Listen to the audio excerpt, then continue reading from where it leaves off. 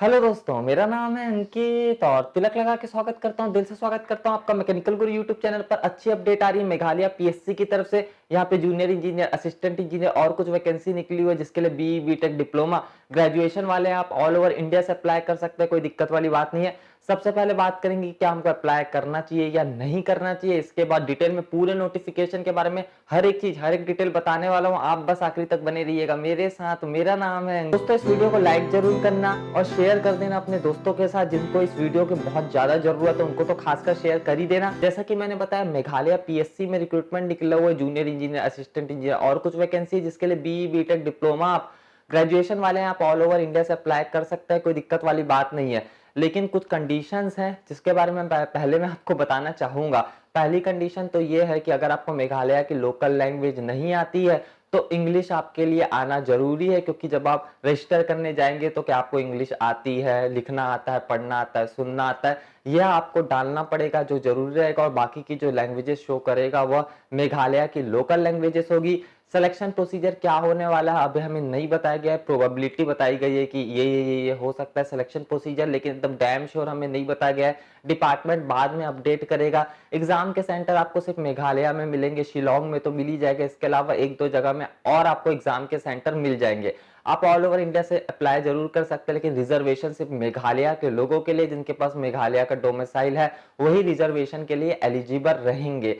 अब हम चलते हैं सीधे नोटिफिकेशन के ऊपर। ये जो कुछ इंपॉर्टेंट पॉइंट्स थे वो वीडियो में पहले बताना चाहता था, कवर कर दिया।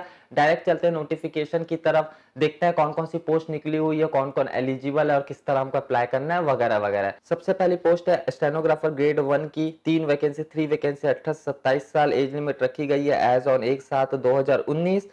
ग्रेजुएट, आप कोई भी डिसिप्लिन से ग्रेजुएशन वाले हैं आप बिल्कुल अप्लाई कर सकते हैं। इसके बाद ग्रेड 3 मेघालय एग्रीकल्चर सर्विस में 83 वैकेंसी निकली हुई है, बीएससी एग्रीकल्चर हॉर्टिकल्चर वाले अप्लाई कर सकते हैं, 18 से 27 साल एज लिमिट रखी गई है।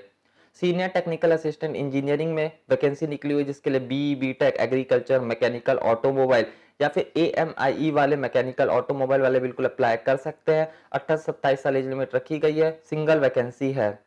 सब डिविजनल ऑफिसर की वैकेंसी है, इसमें सिविल इंजीनियरिंग में ग्रेजुएशन है आपके पास या फिर इसके इक्विवेलेंट है बीई बीटेक, आप बिल्कुल अप्लाई कर सकते हैं।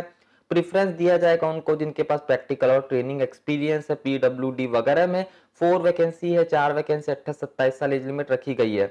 लेक्चरर सिविल इंजीनियरिंग में वैकेंसी निकली हुई है, इसमें बी बीटेक, कम से कम आप सिविल इंजीनियरिंग में बी बीटेक होने चाहिए किसी इंस्टीट्यूट से, आईआईटी वगैरह से अगर आप पास आउट है बढ़िया है आपके लिए। 2 वैकेंसी है, 32 ईयर्स एज लिमिट रखी गई है। प्रेफरेंस उनको दिया जाएगा जिसके पास एक्सपीरियंस में टीचिंग होगा। लेक्चरर कंप्यूटर साइंस इंजीनियरिंग में वैकेंसी निकली हुई है, बी बीटेक इसके इक्विवेलेंट है computer science engineering, computer science technology, कोई भी रिकॉग्नाइज्ड यूनिवर्सिटी आईआईटी वगैरह से आप पास आउट आप बिल्कुल अप्लाई कर सकते हैं। प्रेफरेंस उनको दिया जाएगा जिनके पास टीचिंग का एक्सपीरियंस है। Single vacancy 32 years age limit रखी गई है। मैथमेटिक्स लेक्चरर की वैकेंसी है जिसके लिए पोस्ट ग्रेजुएट डिग्री आपके मैथमेटिक्स में आप बिल्कुल अप्लाई कर सकते हैं, कोई दिक्कत वाली बात नहीं है। जिसके पास टीचिंग का एक्सपीरियंस उसको प्रेफरेंस मिलेगा। 32 ईयर्स एज लिमिट रखी गई है। असिस्टेंट इंजीनियर सिविल की वैकेंसी निकली हुई है पब्लिक हेल्थ इंजीनियरिंग डिपार्टमेंट में, इसमें बी बीटेक सिविल ग्रेजुएशन है, सिविल एएमआई सिविल वाले अप्लाई कर सकते हैं। 12 वैकेंसी 28 27 साल, 18 से 27 ईयर्स एज लिमिट रखी गई है। जूनियर ड्यूटी पोस्ट में कुछ वैकेंसी जिसके लिए ग्रेजुएशन वाले हर कोई अप्लाई कर सकते हैं, 18 से 27 साल एज लिमिट रखी गई है। 2 वैकेंसी है। असिस्टेंट टीचर सिविक्स में वैकेंसी, आर्ट्स से ग्रेजुएशन किया है, हॉनर्स है, पॉलिटिकल साइंस में बीएड है, बहुत बढ़िया रहेगा आपके लिए, आप बिल्कुल अप्लाई कर सकते हैं। 32 ईयर्स एज लिमिट रखी गई है। असिस्टेंट एम्प्लॉयमेंट ऑफिसर की वैकेंसी है जिसके लिए ग्रेजुएट हर कोई अप्लाई कर सकते हैं, 7 वैकेंसी है, 21 से 27 साल एज लिमिट रखी गई है। इसके बाद इंस्पेक्टर ऑफ स्टैटिक्स के अंदर वैकेंसी निकली है जिसके लिए ग्रेजुएट हर कोई अप्लाई कर सकता है। मैथमेटिक्स, स्टैटिक्स या इकोनॉमिक्स एक वन ऑफ द सब्जेक्ट आप पढ़े हुए हैं डिग्री कोर्स में, आप बिल्कुल अप्लाई कर सकते हैं। प्रेफरेंस उन लोगों को मिलेगा जिसके पास डिप्लोमा सर्टिफिकेट है कंप्यूटर एप्लीकेशन में, 27 साल एज लिमिट रखी गई है। स्टैटिकल असिस्टेंट की वैकेंसी निकली हुई है जिसके लिए ग्रेजुएट हर कोई अप्लाई कर सकता है। Mathematics, statistics, economics as one of the subject आप पढ़े हुए हैं, आप बिल्कुल अप्लाई कर सकते हैं। स्टैटिकल असिस्टेंट की भी यहाँ वैकेंसी निकली हुई है, इसके लिए भी ग्रेजुएट हर कोई अप्लाई कर सकता है, लेकिन economics, mathematics, statistics as one of the subject आप पढ़े हुए हो तभी 27 साल एज लिमिट रखी गई है। जूनियर इंजीनियर की वैकेंसी निकली हुई है जिसके लिए डिप्लोमा किया हुआ अपने सिविल से आप बिल्कुल अप्लाई कर सकते हैं। 31 वैकेंसी है, 27 ईयर्स एज लिमिट रखी गई है। जूनियर इंजीनियर मैकेनिकल की वैकेंसी है, इसके लिए डिप्लोमा मैकेनिकल वाले बिल्कुल अप्लाई कर सकते हैं। 2 वैकेंसी है, 27 ईयर्स एज लिमिट रखी गई है।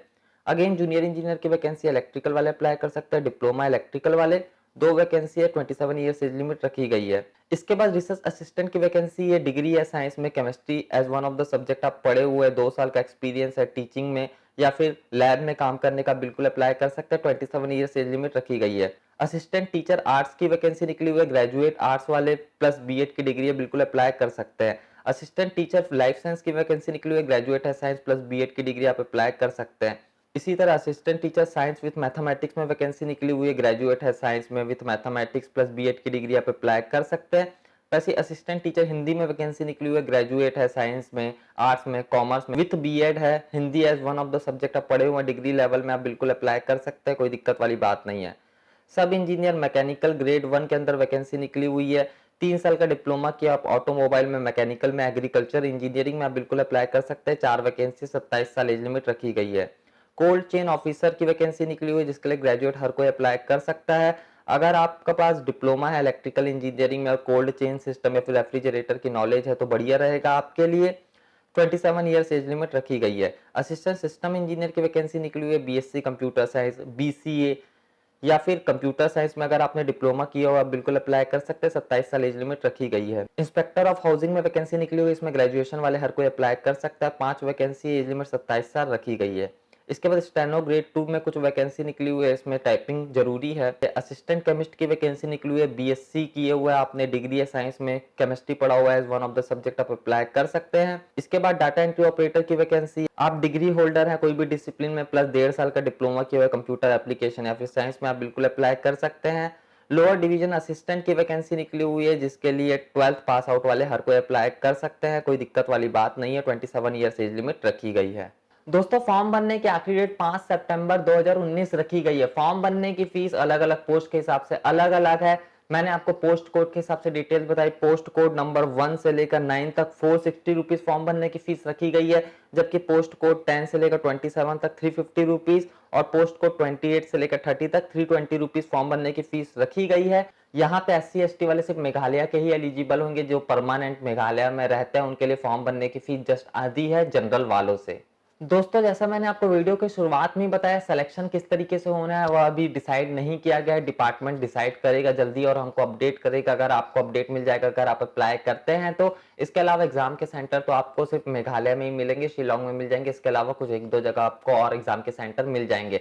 सिलेक्शन प्रोसीजर क्या हो सकता है उस बारे में थोड़ी डिटेल्स हमको बताई गई है, स्क्रीन पर आप अभी देख सकते हैं। स्टेनो की पोस्ट के लिए तो टाइपिंग टेस्ट वगैरह, स्टेनोग्राफी टेस्ट वगैरह तो होने ही का है। इसके अलावा बाकी पोस्ट में रिटन एग्जाम, पर्सनल इंटरव्यू हो सकता है, स्क्रीनिंग टेस्ट पर्सनल इंटरव्यू हो सकता है, प्रैक्टिकल टेस्ट पर्सनल इंटरव्यू हो सकता है, प्रीलिम्स मेंस और पर्सनल इंटरव्यू हो सकता है, physical efficiency test, prelims mains, personal interview हो सकता है। इसके अलावा भी कुछ और चीजें अडॉप्ट कर सकता है कमीशन। यहाँ पे जो प्रीलिम्स एग्जाम होगा वह मल्टीपल चॉइस OMR टेस्ट होगा, जिसके डिटेल्स हमें ऑफिशियल नोटिफिकेशन में दे दी गई हैं। जनरल इंग्लिश इसमें आने वाला है एज पर क्वालिफिकेशन, जो पोस्ट के लिए आप अप्लाई कर रहे हैं उसके हिसाब से जनरल इंग्लिश का लेवल रहेगा। वैसे ही general awareness, aptitude test, mathematics और टेक्निकल, अगर आप BE BTech वाले हैं, डिप्लोमा वाले हैं तो टेक्निकल आपसे यहाँ पे पूछा जाएगा। इसके बाद अगर मेंस होता है वो ऐसे टाइप होने वाला है, इसके बारे में डिटेल्स भी ज्यादा हमें बताई नहीं गई हैं। तो दोस्तों ऑफिशियल नोटिफिकेशन ऑफिशियल वेबसाइट पर अपडेट कर दिया गया है, लिंक आपको नीचे डिस्क्रिप्शन में मिल जाएगी, जहां आप क्लिक करके इस नोटिफिकेशन को डाउनलोड भी कर सकते हैं और ऑनलाइन अप्लाई भी कर सकते हैं। सारी चीजें, सारी डिटेल जो मेरे को पता है मैंने आपको इस वीडियो में बताने की कोशिश की। मुझे उम्मीद है कि आपको ये वीडियो पसंद आया होगा। पसंद आए तो लाइक करना, सब्सक्राइब नहीं किया, बेल आइकन को प्रेस नहीं किया कर दीजिए,